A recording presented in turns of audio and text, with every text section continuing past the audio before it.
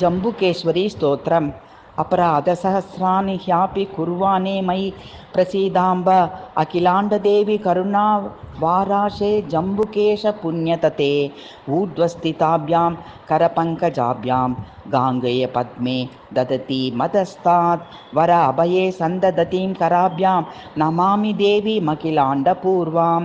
जम्बूनाथमनोऽम्बुजात दिनराग्बालप्रभासन्ततिं शम्भूकादिवृषावलिं कृतवतीं पूर्वं कृतार्थमपि कम्बूर्वीधरधारिणीं वपुषि च ग्रीवाकुचव्याजतो ह्यम्बूर्वीधररूपिणीं ह्यदि भजे देवीं क्षमासागरीं जम्बूमूलनिवासं कम्बूज्वलगर्वहरणचनकण्ठम् अम्बूर्वीधररूपं शम्भूका देर्वरप्रदं वन्दे।